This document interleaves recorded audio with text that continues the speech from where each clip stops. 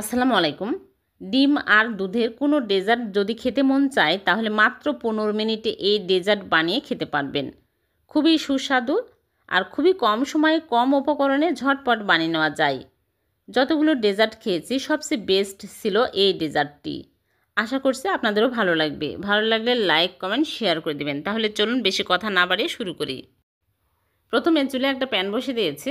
প্যানটা ভালোভাবে গরম হয়ে গেছে। এখন দিয়ে দিচ্ছি চিনি। এখানে 1/4 কাপ চিনি দিয়ে দিচ্ছি। দিয়ে আমি কিছুক্ষণ অপেক্ষা করব।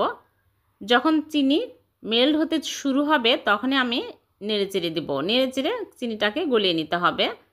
চিনি যখন গলে সুন্দর কালার আসবে তখনই সাথে সাথে চুলা অফ করে দিতে হবে। এর চেয়ে বেশি কিন্তু কালার করা যাবে না, তাহলে পুড়ে তিতা হয়ে যাবে। এখন আমি দিয়ে দিচ্ছি লিকুইড দুধ। 2 কাপ লিকুইড দুধ দিয়ে দিচ্ছি। এই সময় কিন্তু চুলা অফ আছে। এখন আমি চুলা অন করে দিব। দিয়ে অনবরত নেড়েচেড়ে ক্যারামেলের সাথে আরও কিছুক্ষণ জাল করে নিব। দেখুন আস্তে আস্তে অনেক সুন্দর কালার আসছে। এখন আমি এর মধ্যে দিয়ে দিচ্ছি কনডেন্স মিল্ক। এখানে আপনারা চাইলে চিনিও দিতে পারবেন, 1/2 কাপ। এখন আমি এর মধ্যে কনডেন্স মিল্ক দিয়ে দিচ্ছি 1/3 কাপের একটু কম। মিষ্টি যে যার স্বাদ অনুযায়ী অ্যাড করে নেবেন। এখন আমি দিয়ে ভালো করে নেড়েচেড়ে মিক্স করে নিব। কিছুক্ষণ জাল করে নিতে হবে, একটু ঘন করে নিতে হবে। ভালোভাবে মিক্স হয়ে গেছে। এখন আমি চুলা থেকে নামিয়ে নিব। চুলা থেকে নামিয়ে আমি হালকা কুসুম করে নিব। নেড়েচেড়ে হালকা কুসুম করে নিতে হবে। আঙ্গুল চুবিয়ে দেখব, যখন দেখবেন এইরকম হালকা কুসুম হবে তখনই এক সাইডে রেখে দিতে হবে। তারপরে এখানে আমি 4টা ডিম নিয়েছি, মিডিয়াম সাইজের 4টা ডিম একটা বোলের মধ্যে ভেঙে নিচ্ছে। আপনারা চাইলে ডিম কমিয়ে বাড়িয়ে নিতে পারবেন, তবে উপকরণগুলো কমিয়ে বাড়িয়ে নিতে হবে। 4টা ডিমই আমি ভেঙে নিচ্ছি। তারপরে এর মধ্যে দিয়ে দিচ্ছি স্বাদ মতো লবণ। আর দিয়ে দিচ্ছি এলাচের গুঁড়া 1/2 চামচ। ডিমের যে ব্যাড স্মেল থাকে এটা থাকবে না, সুন্দর ফ্লেভার পাওয়া যাবে। এখন আমি হ্যান্ড উইক্স দিয়ে ভালো করে ফেটিয়ে নেব।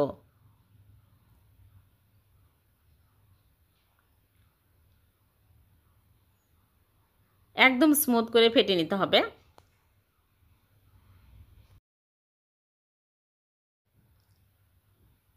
ভালো করে ফেটে নিয়েছি। এখন আমি দুধের মিশ্রণ দিয়ে দিচ্ছি। আর দুধের মিশ্রণ কিন্তু গরম দেওয়া যাবে না, ঠান্ডা দিতে হবে।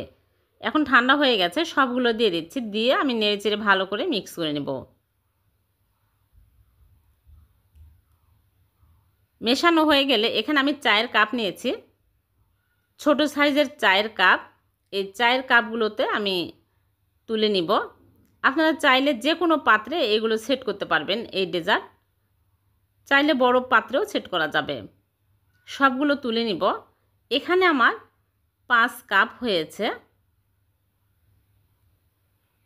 সবগুলো তুলে তারপরে আমি মুখটা ফয়েল পেপার দিয়ে আটকিয়ে নিব, যেন ঢাকনা ঘেমে ঢাকনার পানি না পড়ে।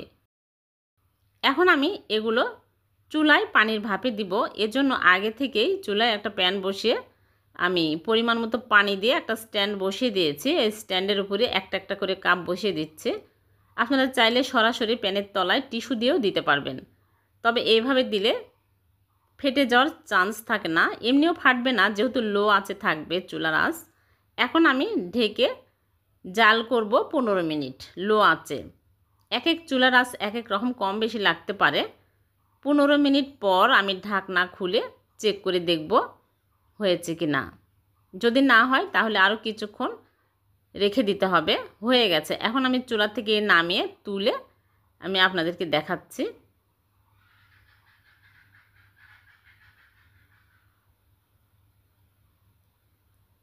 অনেক সুন্দরভাবে জমেছে। এখন আমি নর্মাল ফ্রিজে রেখে দিব। ঠান্ডার ডেজার্ট খেতেই বেশি মজার হয়। নর্মাল ফ্রিজ থেকে বের করে কেটে আপনাদেরকে দেখাবো। ফিরে আসলাম, দেখুন অনেক সুন্দরভাবে জমেছে আর ঠান্ডা হয়ে গেছে, উপর করলেও পড়ছে না।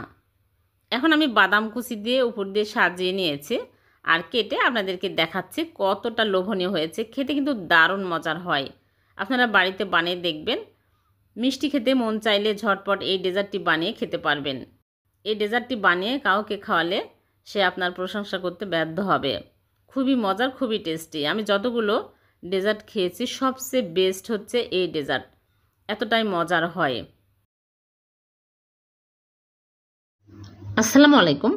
আজকে আমি 1 কাপ সুজি দিয়ে ভীষণ মজার কাটলি বরফি বানিয়ে দেখাবো।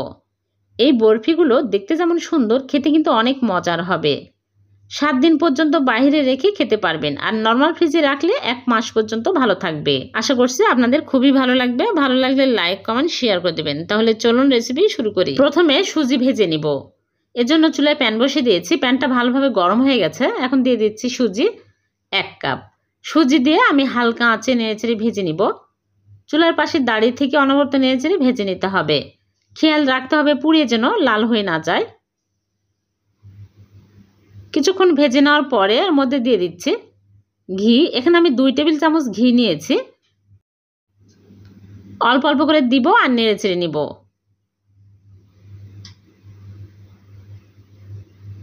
অনবরত নেড়েচেড়ে নিতে হবে। তারপরে কিছুক্ষণ পরে আবারও দিয়ে দিচ্ছি। এইভাবে অল্প অল্প করে দিব আর নেড়েচেড়ে নিব। যখন দেখবেন সুজি একদম দানা দানা হয়ে আসছে, এইরকম দানা দানা, তখনই বুঝতে হবে ভালোভাবে ভাজা হয়ে গেছে। আমি 15 মিনিট ধরে ভেজে নিয়েছি। এখন আমি চুলা থেকে নামে একটা বাটিতে ঢেলে এক সাইডে রেখে দিচ্ছি।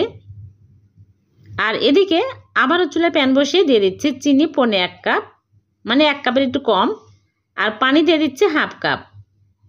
পানি কিন্তু বেশি দেওয়া যাবে না।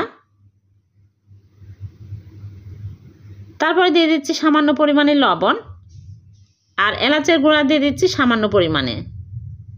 তাহলে সুন্দর ফ্লেভার পাওয়া যাবে, খেতে ভালো লাগবে। এখন আমি নেড়ে চেড়ে জাল করে বলক তুলে নেব।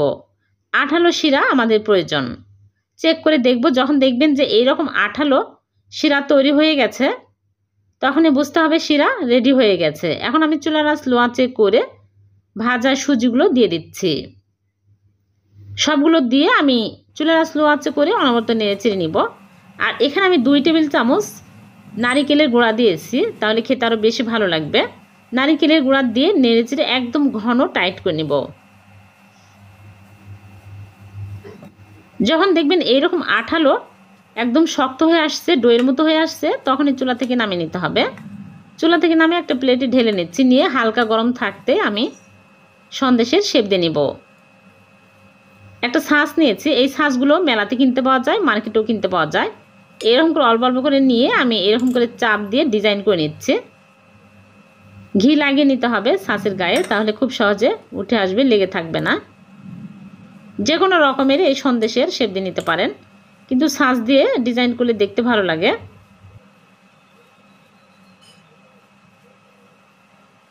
এই কাটলি বরফিগুলো খেতে কিন্তু অসম্ভব মজার হয়। এরকম করে সবগুলো বানিয়ে নিব। নিয়ে ঠান্ডা করে নিলেই শক্ত হয়ে যাবে। এই বরফিগুলো 1 মাস পর্যন্ত নর্মাল ফ্রিজে রেখে খেতে পারবেন, আর বাইরে রাখলে 7 দিন পর্যন্ত ভালো থাকবে। হয়ে গেল 1 কাপ সুজি দিয়ে ভীষণ মজার কাটলি বরফি। দেখুন কতটা সুন্দর হয়েছে দেখতে, খেতেও কিন্তু অনেক মজার হয়েছে। ঠান্ডা হলে একদম শক্ত হয়ে যাবে। ভালো লাগলে লাইক, কমেন্ট, শেয়ার করে দেবেন। আল্লাহ হাফেজ।